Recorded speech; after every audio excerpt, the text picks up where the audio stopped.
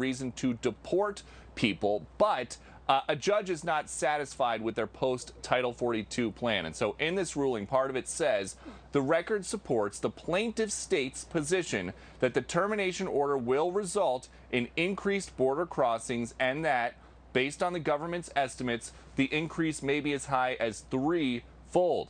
And that could crush border towns with limited resources. So that is why moderate border state Democrats recently joined border state Republicans demanding to know what's going to happen if Title 42 goes away and deportations go way down. All that we've really heard from the Secretary of Homeland Security, Mayorkas, is that the U.S. is going to continue to enforce immigration laws, and that's about it.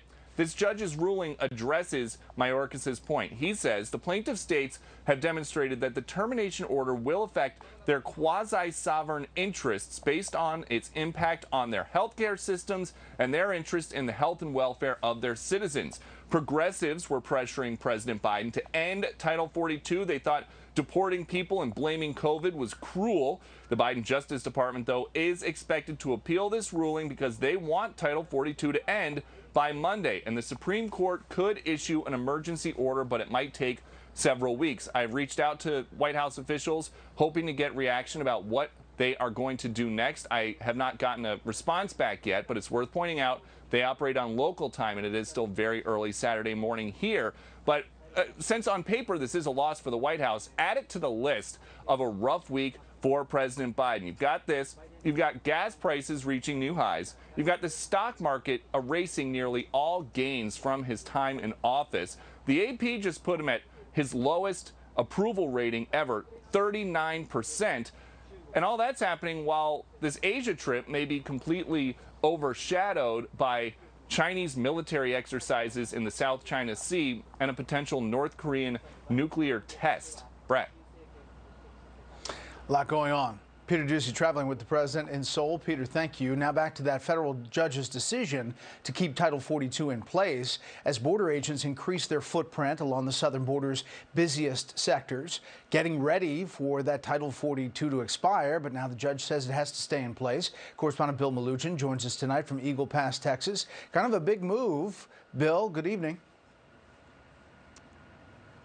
Brett, good evening to you. Big move, certainly going to grab headlines, but in a nutshell, what that federal ruling means is the status quo is just going to stay the same down here at the southern border. Remember, Title 42 has been in effect throughout this border crisis through these historic massive numbers of illegal crossings. Last month, April, the highest numbers in DHS history and DHS sources. Border Patrol agents tell me even with Title 42 staying, you can expect those numbers to continue. The state of Texas continuing to shore up its own security along the border in Eagle Pass. But even with the increased presence, this large group crossed illegally into Eagle Pass early this morning. 167 people in total, almost all of them single adults. Eagle Pass is part of Del Rio sector, which continues to be overwhelmed, with over 250,000 illegal crossings since October. Border Patrol here reports over 1,800 apprehensions in just a 24-hour span. We got multiple bodies in there. They're about to jump out. Stay in the car! In Brackettville, illegal immigrants bail out of a truck and flee into the brush after a brief pursuit with Texas DPS. It happened while Fox News was embedded with Texas troopers. Several adult men were hiding in the back of the truck. They decided not to run for it. Some of those runners were later caught. The men were being smuggled by this woman, a U.S. citizen from Florida. In Laredo, the Texas National Guard and Texas DPS ran border security drills with their Mexican counterparts across the river. Both sides presenting a show of force, as DHS projects if Title 42 drops, the southern border could see up to 18,000 illegal crossings every single day. And again, as Peter Doocy just mentioned, the federal judge actually used those government projections against the government, citing that those projections showed it's not the time to drop Title 42. And Brett, the big question now is going to be, what's going to happen with these thousands of migrants who have gathered in these Mexican cities across the border, who have been waiting for May 23rd to come to cross? We've gone into these cities, we've talked to these migrants, they've told us on camera they are waiting for May 23rd, then they plan to cross. What are they going to do now? Are they going to go back to their home countries? Or are they going to say, well, I'm going to give it a try anyways? We'll see in the coming days. We'll send it back to you. Probably the latter. We'll see. Bill Melugin on the border. Bill, thanks. Another breaking story that we told you about at the top of the show, Hillary Clinton's 2016 campaign manager telling a federal court today the then Democratic presidential nominee gave authorization to her campaign team to share with the media what turned out to be shoddy allegations linking candidate Trump's businesses to a Russian bank, despite campaign officials not being, quote, totally confident in the story's legitimacy.